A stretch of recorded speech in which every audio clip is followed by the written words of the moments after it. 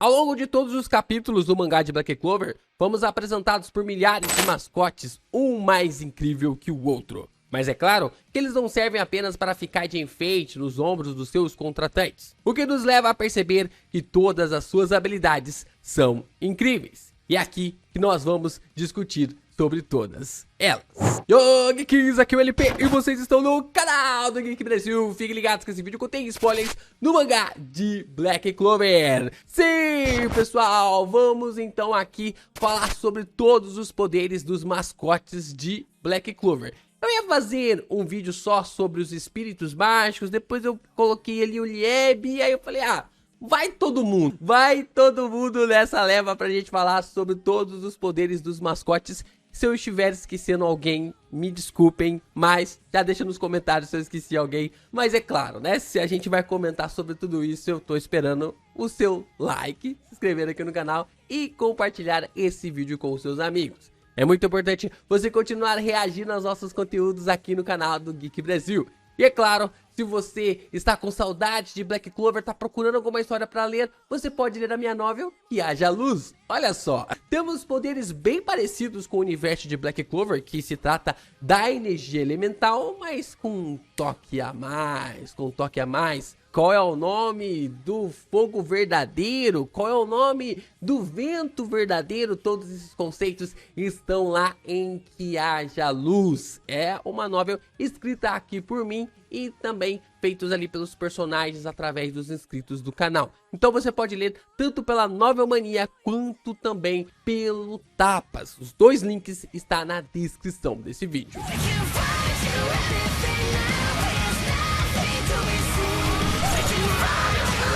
Black Clover, como eu falei pra vocês, é repleto de mascotes. A gente observa um dos, digamos assim, eu acho que só não supera Reborn, como um dos grandes pontos de mascotes que poderiam estar na trama. E aqui a gente vai falar um pouquinho sobre as habilidades desses personagens. Às vezes através de contratos com alguns magos, às vezes através de ser protetores de alguns lugares, mas o que é importante é que esses mascotes, esses seres, sejam colocados para nós com um conceito bem interessante que somente o Tabata poderia nos proporcionar. Começamos então aqui com o primeiro espírito, com o primeiro mascote, na qual a gente ainda não viu, que é o Gnomo, ou que pode ser o Gnomo. E é um espírito completamente misterioso na história de Black Clover. Muitos teorizam que pode ter surgido com o Mars, já que o Mars também tem a capacidade de criar, de ter o poder da pedra, né, da magia da pedra, mas nós estamos falando de um espírito que tem um foco na Terra, então talvez tenhamos alguma ligação, alguma conexão. Outros comentam que podem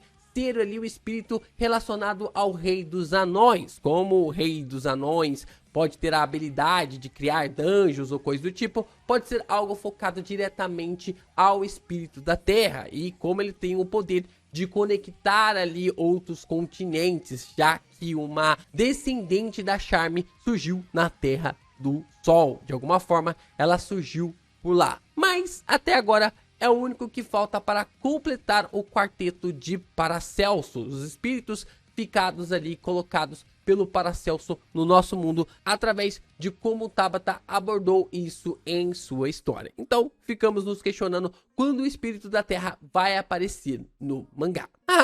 O primeiro mascote a gente nunca esquece. Vamos falar então da Nero. Se juntando ao Asta logo após a prova de seleção dos Cavaleiros Mágicos, esteve em sua forma de pássaro por mais de 180 capítulos.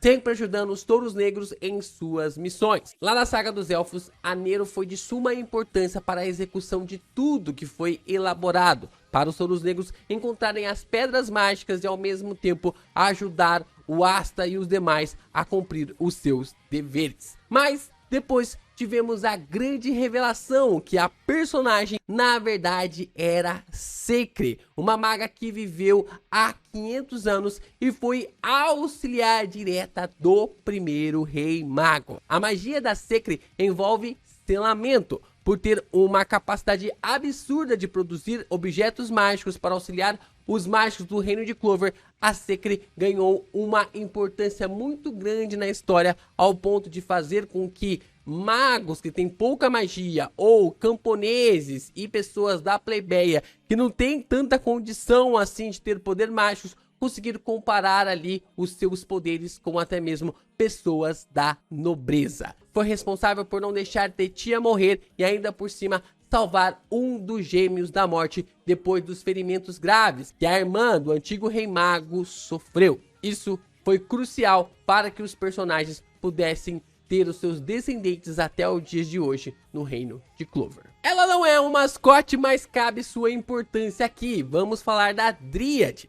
Dryad é responsável por guardar Elysia, um lugar que os descendentes de Lith e Tetia vivem. Suas profecias são vistas pelos elfos como algo divino, o que remete que a Dryad possui o poder de ver o futuro também. Ela prevê que o reino de Heart fosse atacado e acaba avisando o Patri, o Rhea, o Veto e a Fana sobre o ataque da Vanyka no reino de Heart. Dryad foi capaz também de colocar juízo na cabeça da Undine e convencer tanto ela quanto a Noelle a cooperarem para lutar juntas, mostrando ali que a Dryad é uma personagem muito sagaz. A forma como o Patri também se refere a ela dá a entender que ele já a conhecia há muito tempo. Então talvez há 500 anos, no lugar onde os elfos viviam, a Dryad já os protegia e só passou a proteger a Tetia e os seus descendentes também, continuando na proteção dos seus descendentes.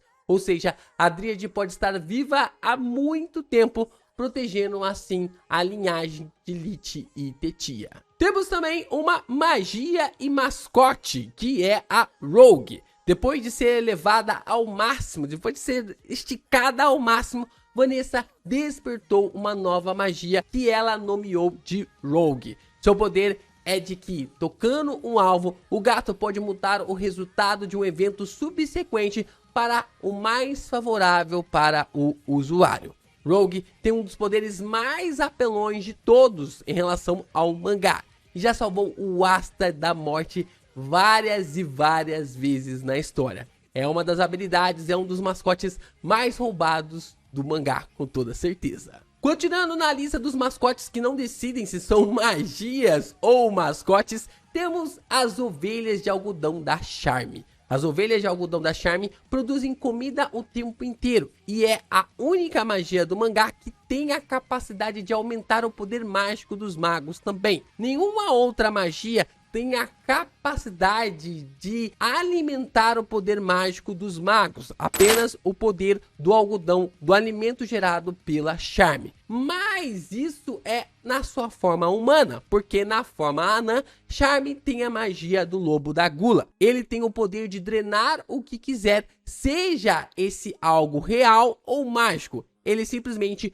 consome e devora tudo. E aí eu me pergunto, por que o lobo da gula possui uma consciência própria sendo uma magia? Será que tem caroço nesse angu ainda? Undine é o terceiro espírito Paracelso a aparecer na história, capaz de controlar a água. No reino de Heart, através do seu poder, Loropetka é quase onipresente e onisciente, pois pode ver e estar em quase todos os lugares ao mesmo tempo. Undine já serve o reino de Heart por mais de 1200 anos, firmando um contrato com a primeira rainha. E desde lá está do lado de todas as rainhas que acabaram assumindo o comando através dos seus poderes. Através de suas habilidades, Undine também é capaz de armazenar infinitas informações que se tem por causa da água. Essas formas como a água está em tudo e em todos, consegue reunir essas informações como uma biblioteca infinita de memórias. Undine é capaz de atingir o estágio santo ao lado da Noelle, coisa que não conseguia fazer com a Loropetka, já que a personagem não tinha capacidade de ferir uma mosca. Como a Loropetka não conseguia gerar poderes de ataques, porque isso era algo que ela tinha se limitado, a Undine não poderia gerar uma habilidade assim, a não ser com um contrato com a Noelle, a forma como ela conseguiu atingir o estágio santo. O espírito retornou a Loropetka após a saga de Spade, quando o contrato temporário com a Noelle acabou, mostrando assim que sua forma verdadeira estava aliada e sempre esteve aliada à rainha de Heart. Temos também a Salamandra, o espírito de Paracelso que controla o fogo. Ele foi o segundo espírito a aparecer na história, sendo controlado pela Fana Élfica. Depois de uma batalha brutal na Floresta das Bruxas, a Fana Élfica acabou morrendo e perdeu o acesso à Salamandra. Depois que Fuegoleon levantou do coma, ele despertou com a Salamandra, como se fosse ali uma espécie do seu braço direito. Mas até agora, Fuegoleon não mostrou para nós porque a Salamandra ali escolheu. Salamandra é o único espírito mágico também a não falar. O único espírito de Paracelso em Black Clover que não fala. A gente tem a Sylph falante, a Undine falante e a Salamandra não fala. Pode ser que ela seja um pouco tímida. Mas não mostra ali uma espécie de racionalidade, apenas obedece os comandos de Fuegoleon. Vamos ver até onde isso vai durar. Vamos então começar a falar aqui sobre os Filhos do Nacht. Seus designs são baseados no conto de Os Músicos da Cidade de Bremen. Começando com um Gui modelo, que através do seu poder, ele dá as habilidades para o Nacht, na qual ele pode usar clones das sombras, chamando assim o seu modo de União Canis. Depois nós temos o Walgner, que é quando Walgner é assimilado com Nacht via modo União Galos, Nacht pode emitir um alto canto de galo que paralisa momentaneamente aqueles que o ouvem. Então essas são duas habilidades tremendas através dos demônios na qual o Nacht tem contrato. Temos ainda Plumade, que quando o Plumade é assimilado por Nacht via modo União Feliz, a velocidade física de Nacht aumenta drasticamente de forma gigantesca. E assim, por último, temos Slotos. Slotos é assimilado com Nacht via modo União Ecos. A resiliência física de Nacht é bastante aprimorada nesse sentido, permitindo que ele aguente e se mova em imensa gravidade. Em vários momentos da batalha contra o Dante e também contra o Lucífero, o Nacht conseguiu ficar imóvel perante os poderes da gravidade por causa deste modo União. O último a chegar na festa dos mascotes até então, vamos falar dele, Leviatã. Dormindo desde que o mundo é mundo, Leviatã é conhecido como o deus dos mares pelo povo que vive no templo subaquático. Havia uma profecia que dizia que quando o mundo estivesse acabando, Leviatã lutaria ao lado apenas de um mago que tivesse o poder excepcional com a magia de água. Depois de 300 capítulos, Tabata lhe colocou ao lado da Noelle. No máximo que a gente tinha visto é que a Noelle tinha vários comparativos de que ela tinha características da Rainha do Mar e também o seu poder tinha características do Rei do Mar, do Deus do Mar, que é colocado para nós lá no capítulo 66, 67 do mangá de Black Clover. Então dá mais de 300 capítulos a gente observa essa introdução e essa assimilação das habilidades dos personagens. Nós não sabemos quais são os poderes mágicos do Leviatã nesse sentido, mas o modo Valkyria da garota agora assumiu uma forma dracônica, diferente do estágio santo que tinha conseguido com a Undine. Curioso então para saber que tipo de poderes Leviatã dará para Noelle em sua batalha contra a Aesir. Considerada por muitos como a personagem mais insuportável de Black Clover, chegou a vez da gente falar de Sylph.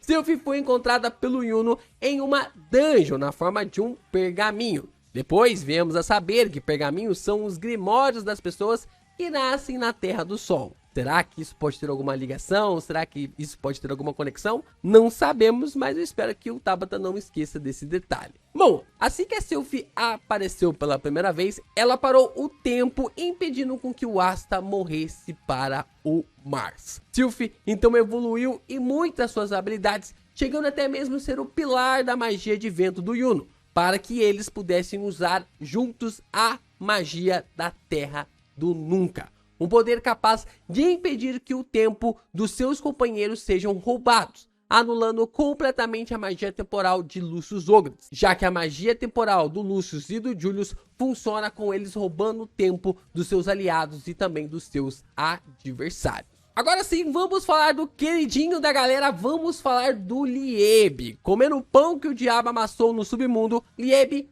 foi colocado para nós como um personagem que não tinha nada de magia. Assim como o Asta, o Lieb não tinha um pingo de magia. Nós observamos então o Lieb sendo expulso de lá e acidentalmente foi adotado pela mãe do Asta, a Licita, se tornando assim irmão do personagem. Seu poder se manifestou depois que Licita morreu pelas mãos do Lucífero, nascendo assim dentro de si a antimagia. O poder antimágico do Lieb lhe dá a capacidade de anular a magia de acordo com a quantidade de poder mágico do seu adversário. Ao lado do Asta, Lieb pode usar 3 estágios de combinação dos seus poderes e lhe ajudar a controlar 4 tipos de espadas. A primeira espada, Dama, anula e rebate poderes mágicos. A segunda espada, Shukuma, drena e lança poderes mágicos e anti-magia. A Metsuma anula feitiços e poderes mágicos à distância. E a Zama corta tudo que o Asta apenas quiser. Ou seja, tudo que estiver no alcance do Asta, se tiver seus aliados, companheiros, o Asta pode cortar e nenhum deles vai ser ferido. Nós então temos a combinação dos poderes entre os personagens. Nós temos o modo Black do Asta, que faz a antimagia fluir pelo seu corpo através do seu controle de Ki, anulando assim pequenos poderes mágicos ao seu redor. Asta é capaz de gerar o modo Black total agora. Como vimos na batalha contra a Itika, o Asta conseguiu aprimorar o modo Black para estar dos dois lados do seu corpo. Nós então observamos 2 estágios do modo União. Ele é fragmentado em 2 pontos. Um de 10 minutos, que o Asta controla melhor a sua antimagia e pode lutar ao lado dos seus companheiros. E o outro é a anulação total dos poderes mágicos de quem está à sua volta. O Asta parece não gostar muito de usar esse segundo modo, já que o tempo fica mais curto e só poderá reutilizá-lo depois de meia hora. Além de que, quando ele está lutando contra os seus companheiros, o modo União completo, que só dura 5 minutos, faz com que as habilidades, qualquer poder mágico que esteja ao seu redor seja anulado completamente de forma automática. E aí, qual o mascote de Black Clover que vocês mais gostam da história que foi apresentado para nós? Tão ansiosos sobre o espírito da terra? Querem saber mais coisas sobre a Sylph, salamandra que tá ali? Devendo pra caramba? Querem mais do Lieb? Quais coisas que vocês querem saber sobre o Leviatã? Deixe aqui nos comentários pra gente discutir ainda mais sobre esses mascotes queridíssimos do nosso mangá.